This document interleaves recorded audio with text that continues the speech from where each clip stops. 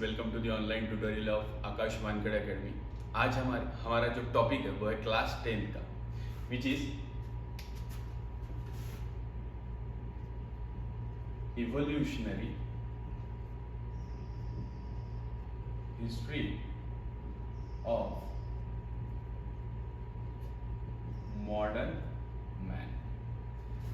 यह हमारा next topic है जिसमें हमने एप लाइक स्ट्रक्चर से किस तरह से या कौन सी स्टेप से आज के जो मॉडर्न मैन है वहां तक की डेवलपमेंट किस तरह से हुई है, ये हम इस टॉपिक में देखेंगे। अब evolutionary history of modern man, evolution हमें पता है कि स्टेप बाय स्टेप अगर कोई डेवलपमेंट हो रही है लिविंग ऑर्गेनिज्म में तो उसे इवोल्यूशन कहा जाता है। अब इस इवोल्यूशन में अगर मॉडर्न मैन का इवोल्यूशन देखते हो तो इट स्टार्ट्स कि भाई जब इवोल्यूशन स्टार्ट हुआ तो वो हुआ before 7 crore years ago. 7 crore years ago at the time dinosaurs were present on the earth. हमने पिछले लेक्चर्स में देखा था कि भाई 15 billion years ago big bang explosion हुआ, उसके बाद 4.6 बिलियन ईयर्स अगो हमने अर्थ का डेवलपमेंट देखा, फिर 3.8 billion years ago first life form earth पे आया, और यहाँ पे मिलियन, बिलियन और ट्रिलियन इन टर्म्स को फिर से आपको बताता हूँ। If you go for million तो it means 10 raised to the power 6. If you go for the billion then it means 10 raised to the power 9, and if the term is trillion then it is 10 raised to the power 12. याद रखिएगा। तो जब हम modern man की history देखते हैं तो सबसे पहला पॉइंट आता है कि before 7 crore years ago there was a development of dinosaurs, और तभी उसके बाद में some organisms which comes under a group primates. जो प्राइमेट्स ये वर्ड है आपको 12th में समझ में आएगा। अभी सिर्फ ध्यान में रखिए कि these were the organisms which are called as lemurs, जिनमें ग्रास्पिंग हैंड्स का प्रेजेंस रहता है, वो भी डेवलप। बट जैसे ही डायनासोर्स का एक्सटिंक्शन हुआ उसके बाद जब ह्यूमंस की इवोल्यूशन को देखा जाता है तो सबसे पहले जो एक नॉर्मल एप लाइक स्ट्रक्चर हमें दिखा which was before 4 crore years अगो। ये कितना ईयर्स पहले देखा गया? Years ago, and this was the ape like structure। मतलब इनमें आपको एप्स की डेवलपमेंट का टाइम हमें इजिप्टोपिथेकस की वक्त देखा। फिर नेक्स्ट आया Dryopithecus which were showing you the appearance before 2.5 crore years ago। 2.5 crore years ago। और यहाँ पे हमें डेवलपमेंट हमने देखी चिंपैंजीज, जो कि arboreal organisms.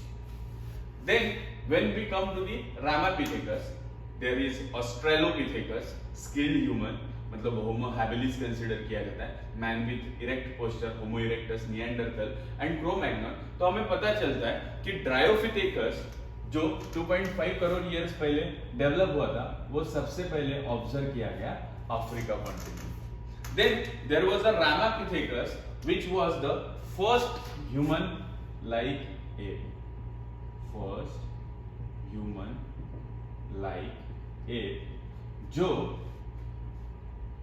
1 crore years ago develop. Then Australopithecus, it is considered as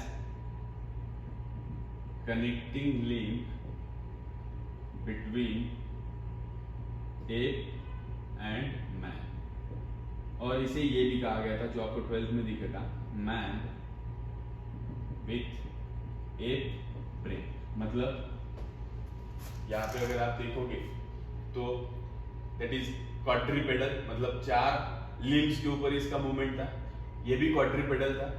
Ramapithecus से हम बाइपेडल होते गए, मतलब we have used the upper limbs as hands and lower limbs as a legs. और उसके बाद देखिए यहाँ पे पोजीशन थोड़ी इरेक्ट दिखती है, बट यहाँ पे ये सेमी इरेक्ट अपीयरेंस दिखने लगा। तो जो बाइपेडल अपीयरेंस था, इसके साथ इसका ब्रेन जो था वो पूरी तरह डेवलप नहीं हुआ था, इसलिए इस पर्सन को कहा जाता है man with a brain. Then after some years before, जैसे कि देखिए मैन विथ ए ब्रेन ये 40 लाख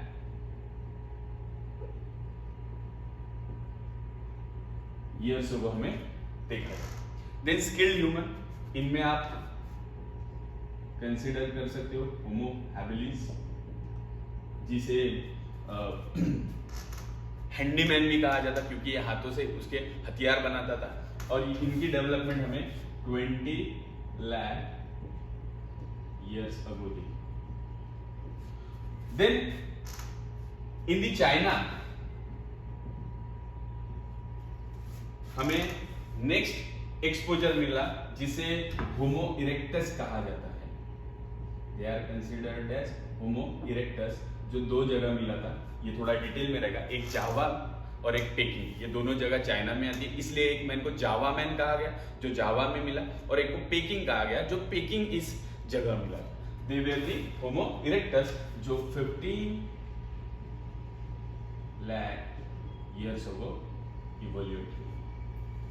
देन होमो निएंडरथल, ये आपको दिख रहा है कि 1.50 लाख ईयर्स अगो डेवलप हुआ, और इनका हमें प्रेजेंस ऑब्जर्व हुआ जर्मनी में। निएंडरथल से सेरेमनीज डेवलप होना शुरू हुआ, मतलब दे वर बरिंग दी डेड बॉडी, मतलब कोई आदमी अगर किसी आदमी की या किसी लिविंग ऑर्गेनिज्म की डेथ हो जाती है तो दे वर बरिंग देम, तो इस वजह से कहा गया कि they had perform the ceremonies. The homo sapien जिसे कंसीडर किया जाता है होमो सेपियन फॉसिलिस।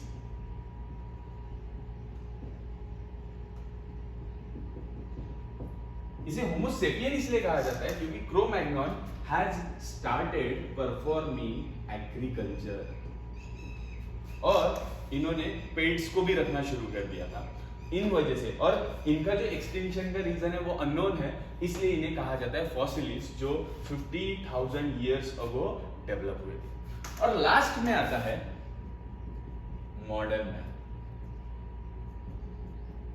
जो 10,000 ईयर्स अगो डेवलप हुए, और इनका प्रेजेंस हमें अभी तक दिखता है। वी ऑल, जो लेक्चर बता रहा है मतलब आपका टीचर, और जो लेक्चर सुन रहे हैं आपके आजू बाजू में जो भी लिविंग ऑर्गेनिजम्स है, जो भी होमो सेपियन इस कैटेगरी में आते हैं, सभी के सभी मॉडर्न मैन में इंक्लूड किए जाते हैं। इस तरह से evolutionary history of modern man consider की जाती है। आपको ये बहुत इजी टॉपिक है, आपको ध्यान में क्या रखना है कि कौन से स्पीसीज का डेवलपमेंट कितने ईयर्स पहले हुआ, उसके बाद कौन मॉडर्न मैन में किसको इंटेलिजेंट कंसीडर किया जाता है, एग्रीकल्चर किसने स्टार्ट किया।